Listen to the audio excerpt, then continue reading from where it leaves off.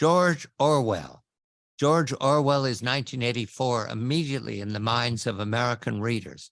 However, George Orwell has a backstory, and I welcome Professor Peter Stansky, the Francis and Charles Field Professor of History, Emeritus at Stanford University, whose new book is about George Orwell, aka Eric Blair, the Socialist Patriot, George Orwell and War. This takes us from George Orwell's early days, experiencing the first war as a schoolboy, all the way to his early days in the Cold War before his untimely death. Professor, congratulations and a very good evening to you. He's born 1903 in India. Why was his family in India? And then we'll speak of his magical mother. Good evening to you. Thank you very much for having me. I'm delighted to be with you and talk about George Orwell and my recent book about him. His father, who was, I believe, the 10th child of a vicar, was a civil servant in India and actually was in the opium. The British government cultivated opium in India up until 1919, but it was illegal to consume in India, and it was cultivated in order to be sold to against their wishes, and then that's a whole other story, to be sold to China. So Orwell and he had an older sister, Marjorie, and his parents were in India. But in fact, his mother, with Marjorie and Eric, of course, he was born Eric Blair, came to England when Orwell was, I've forgotten exactly, 6 or 7 months old. So in fact, he was only briefly in India, but of course, he would return when he was a police officer in Burma from 1922 to 1927. And his mother, who was half French, her family was in Burma, and he, so he had connections with India and Burma. But that's where he was born. And he was born into sort of the official classes. Sometimes he's characterized as an outsider, which I think is inaccurate. As he said himself, he was a member of the lower upper middle class, which meant that he was a member of the upper middle class, but without money. But still, the way things happen in England, he had class status. He was part of the official classes. And in fact, the family, by his generation, the family money had more or less disappeared. But the money, and again, there's great interest in this at the moment, the money in the family came from his great-grandfather, Charles Blair, who was a slave owner and profited from slavery in Jamaica. Orwell is immediately, we'll call him Orwell. His name is Eric Blair, and everybody calls him Eric for most of his life. Orwell is keen on class throughout all of his writing, throughout all of his life in England and again in Burma, in India, certainly during the war. Class is everything to him. And early on, his parents determined that he's a bright child and moved to introduce him to a new private school, public school called in England, St. Cyprian's. What was important about St. Cyprian's in the development? Well, I think they call it a prep school. The prep school is the school that a boarding school that people go to from, extraordinarily early age, 8 to 13. And then at 13, the natural succession is to go to a so-called public school, which of course is a misleading name because in fact they're intensely private. They're public and they're open to anybody who can be admitted and pay the tuition. But he went at half tuition. And his family, as I said, was not well off, to this comparatively new school called St. Cyprian's on the Sussex coast.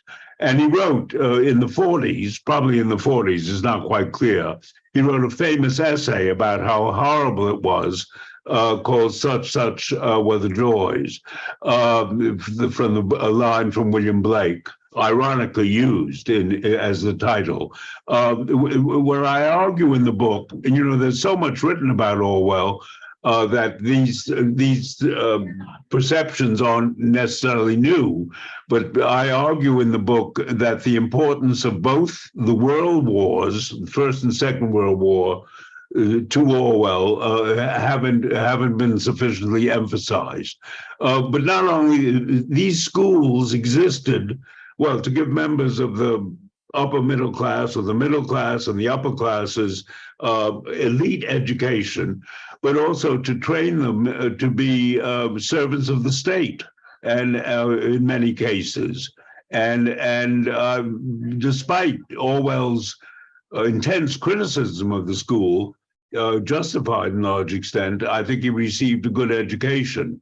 But actually, in his essay, Such Were the Joys, he was at the school from, if I remember the dates correctly, 1912 to 1917. So he was at the school during the first 3 years of the First World War. But surprisingly, he writes very little about the war in Such Were the Joys.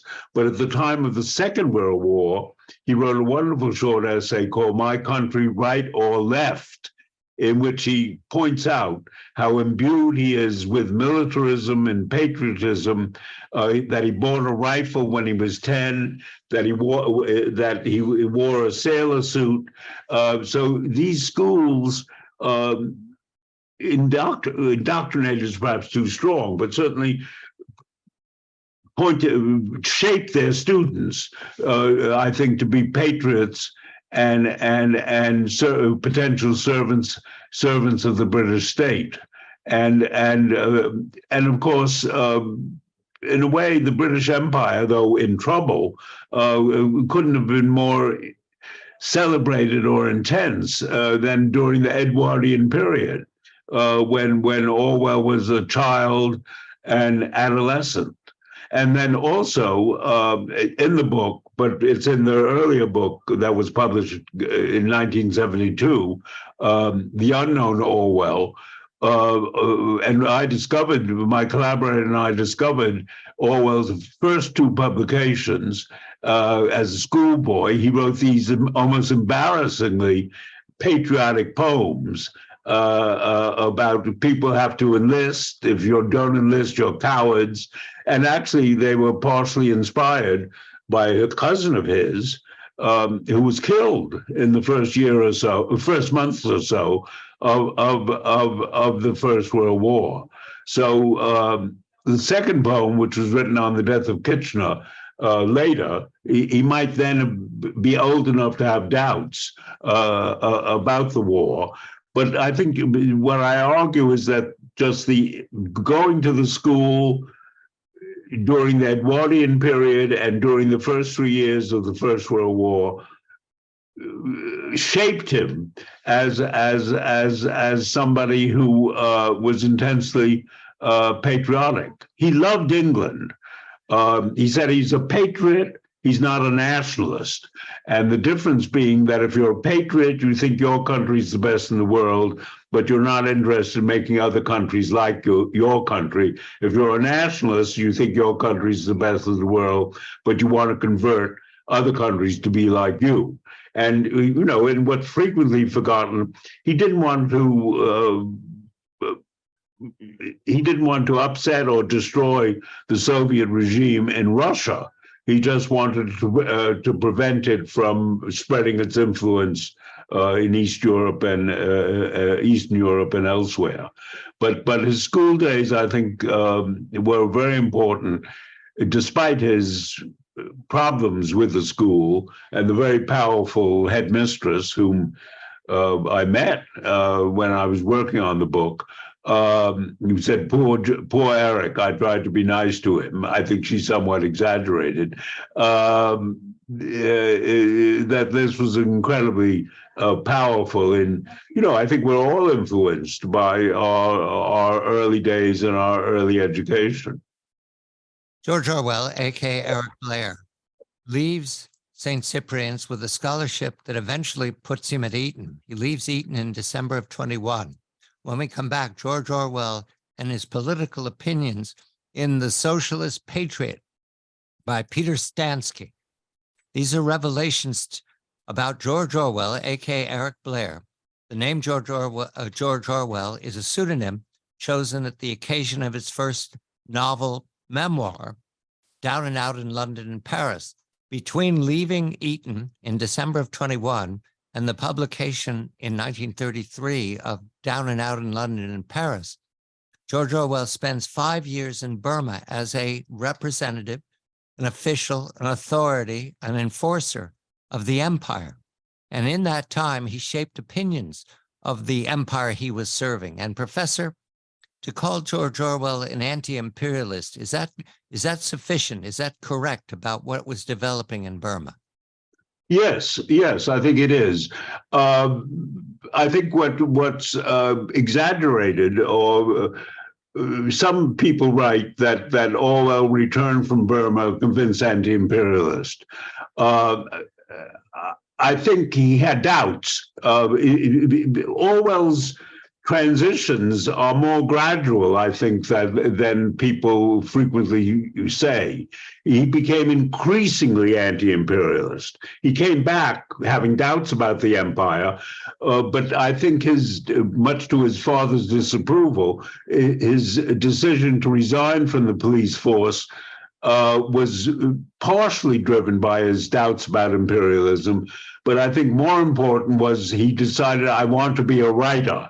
I don't want to do this. I want to have a different career, and I think that was the major reason that he resigned from the service. He's forfeiting, a future pension and an assured income, with a very uncertain income.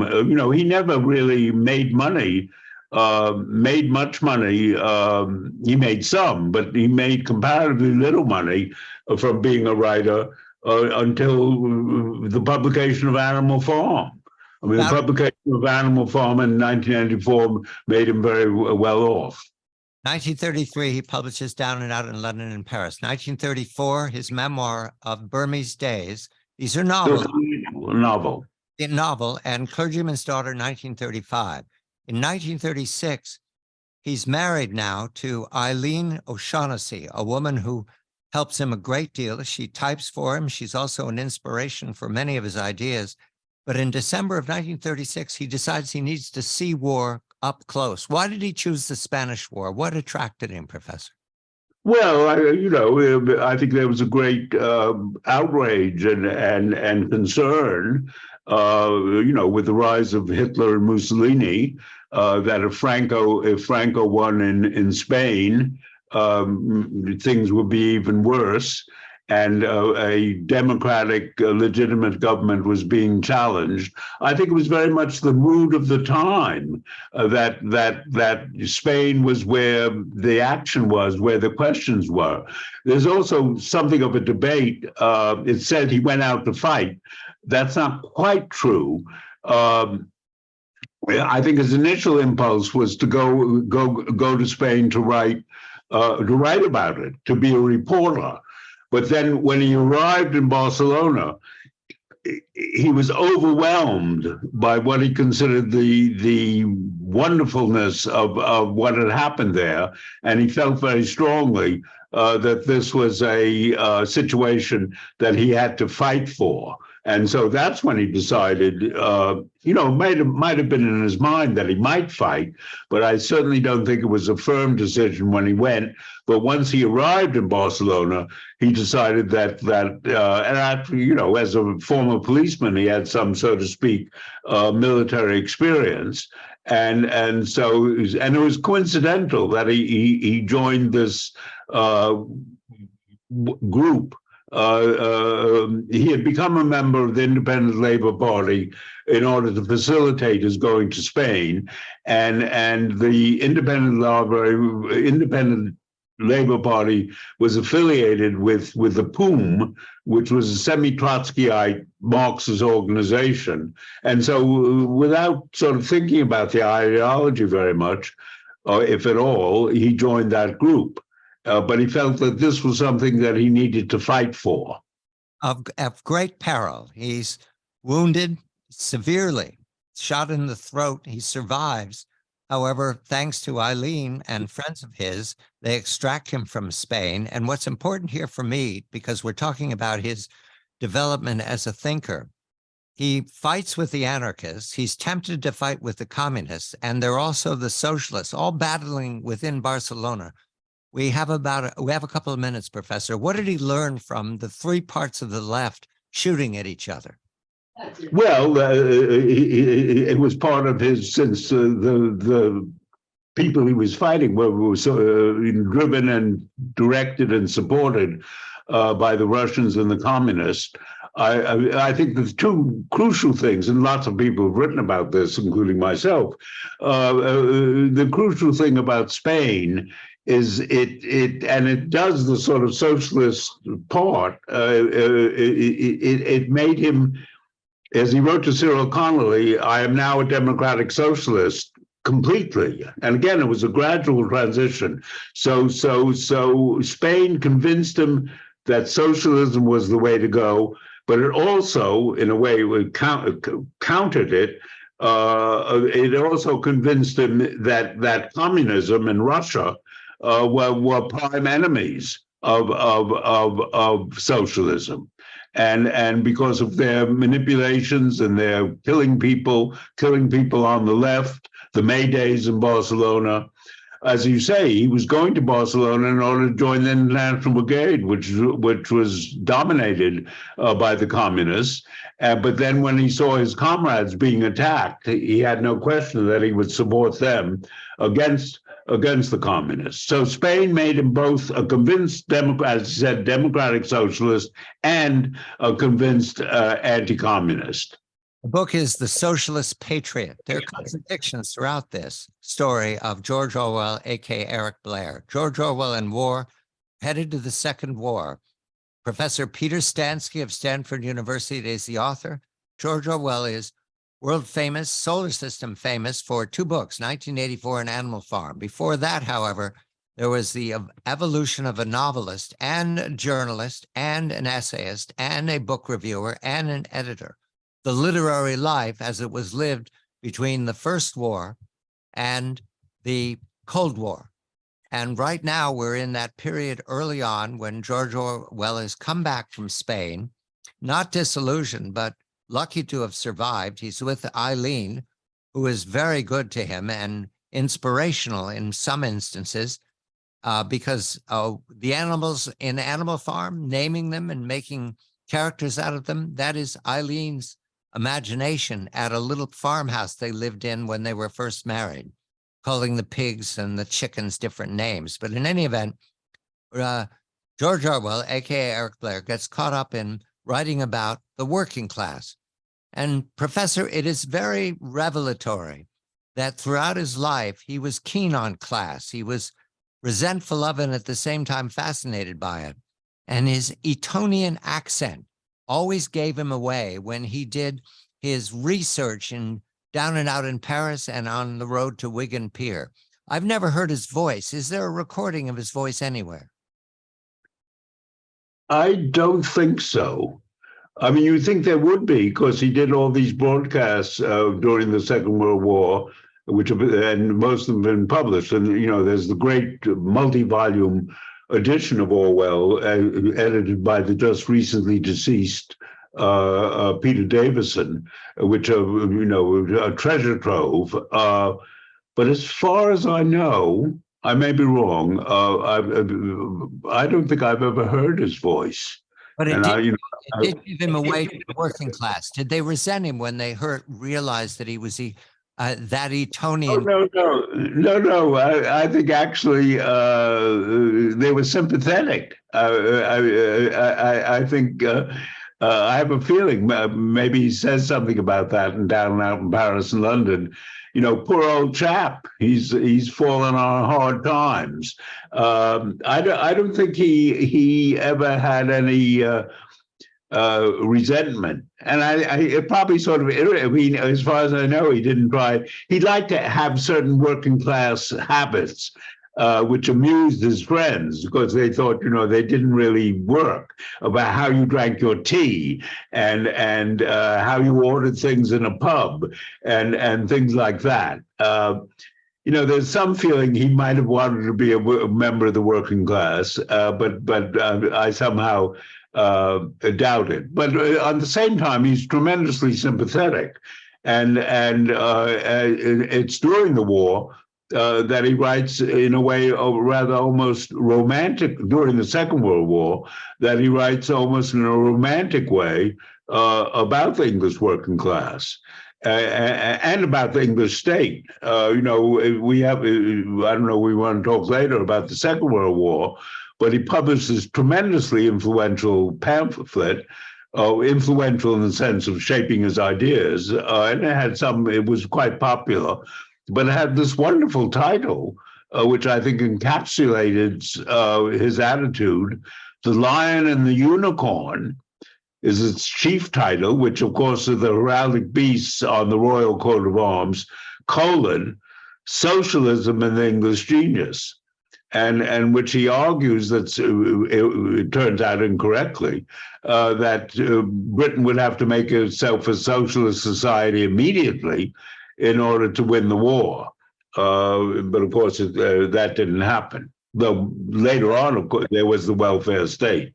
There are contradictions, perhaps because the words that he's using have had their meanings changed in America. I wrote down this one sentence, wrote Orwell, this is during the run, England's in the war in 39, long before the US is, but he writes, it is only by revolution that the native genius of the English people can be set free. What did he mean by that, Professor? Well, that he I think it's a little hard to tell. He as I say, part of his patriotism, he felt that that the English people, which was the name of a little book that he wrote during the war, but wasn't published until after the war, that socialism would somehow make the virtues of the English more evident, and that the working class, which in his view was innately a good group, the oppression of them would cease, and they would be able to realize themselves better. He made all these predictions, most of which were inaccurate, of what Britain would be like after the Second World War. For instance, he predicted that the public schools, such as his own school, Eton, would cease to exist, which of course is far from true. And of course, there's a great irony that he seriously considered putting down his adopted son for Eton, sending him to Eton. At the same time, one of the themes, I think, of British history, which is not particularly part of Orwell, but is that British institutions, and the monarchy, of course, is an example, and what's going to happen with the monarchy is a question of interest now, is British institutions such as Eton are incredibly capable of making extraordinary changes in order to remain the same, as much the same as they were in the past. And they're flexible and adaptable and preserve themselves. And I don't think Orwell, although he says, I think the public schools shouldn't exist, I don't think he believed that very strongly. And of course, it didn't happen. His work for the BBC, 1941 to 1943, his job was for the Eastern version. That means the broadcast out to the empire, India, the subcontinent. But he gathered together the leading literary names of the time. I jotted down a few of them. He met Arthur Koestler, T.S. Eliot, all of the English writers he gathered in. With a friend of his, they found a publishing called Searchlight Books. So at this point, he's moving from being a writer who's looking to make a name for himself into a mentor of other writers. Is that how I should understand him during the war? A mentor? No, I don't think a mentor. I mean, these were very senior people. T.S. Eliot, William Emerson. He had dealings with E.M. Forster. I think he was a colleague. They were senior to him. I mean, there were younger people as well, but and to them he might play a mentor role. But I think it was an interchange. I don't think, and I think they valued what he wrote, and they valued his opinion. And he interestingly became friends with people who were more politically conservative than he was. Anthony Powell, the novelist, became a good friend. Malcolm Muggeridge became a good friend. He's always been a figure of, he wasn't an unknown figure. He was a fairly well-known novelist in the 30s, but not a major novelist. So but he became more a senior figure. And so in a sense, he might have been a mentor to younger people. But I don't think it was really his, listen to what I say, read what I write. If you find it valuable, good.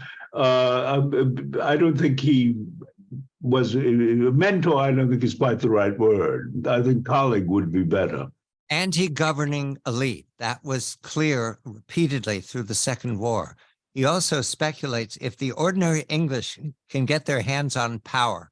Is that his idea of socialism, ordinary English being authorities? Yes, I think so. I haven't quite thought about it in that way. Because that's what's happened. But he also recognized leadership. I mean, he had doubts about Churchill. He wanted Stafford Cripps, who was more to the left, to have more power. But Cripps himself was, very grand. Beatrice Webb's nephew, a wealthy man in his own right. I think it's interesting. I mean, I don't think he really believed in the destruction of the British class system. But he certainly believed that the upper classes should be less powerful and the working classes should be more powerful. And the welfare state, which he approved of. And, when 1984 was published, he had to issue denials. He said, I'm a firm supporter, though he wasn't a member, I'm a firm supporter of the Labour Party, and I'm a firm supporter of socialism, because particularly in America, 1984 was taken as a very anti-socialist book. It's anti-communist, it's anti-Russia, but it's definitely not anti-socialist. He thought that the working class should be more powerful, but no, I think he felt there should be more cooperation between classes, and the upper classes should become less powerful, even though he himself was a member of them. He resigns from the BBC in November of 43, leaves the Home Guard at the same time, perhaps for health reasons. But in any event, he was despairing of the Home Guard because they never actually practiced anything. It was a social club. And he begins Animal Farm. November of 43. I said before, Eileen was an inspiration to him for having named animals on their idyllic farm. Animal Farm is challenging because it makes it very clear that socialism turns in or can turn into authoritarianism. Is that the message he wanted to convey? That socialism... Yes. Well, not so much, it's not socialism. Socialism, in his view, is a definite good. What he argues, and I think correctly, is the evil thing is power, and that the people who create the revolutions, socialist revolutions, for good reasons, come into power, and then are determined to maintain their power, and in the process destroy the socialism that they themselves have created. And he's despairing. He's not. He's pessimistic. he's both pessimistic and but then the solution he feels, and I think he's correct about this, is that I hope my phone is ringing. I hope it won't be on the anyway. The solution he feels, and it doesn't actually, unfortunately, doesn't happen, is that there should be a frequent change of leaders. If there were a frequent change of leaders, then socialism might maintain itself.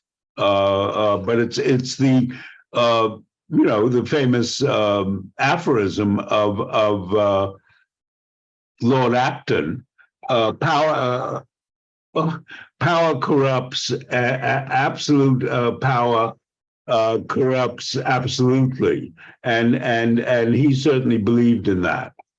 The war ends, and at the same time, a personal tragedy, the death of Eileen in March of 45 during an operation that was not meant to be mortal.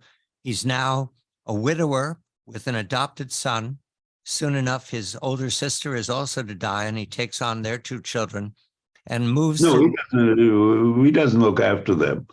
I think it's more his brother-in-law, though he's in close touch with them. He moves to the Inner Hebrides, an island called Jura in Scotland, and many people come to visit him. So it's time to turn to the Cold War, which follows immediately upon the Second War's end.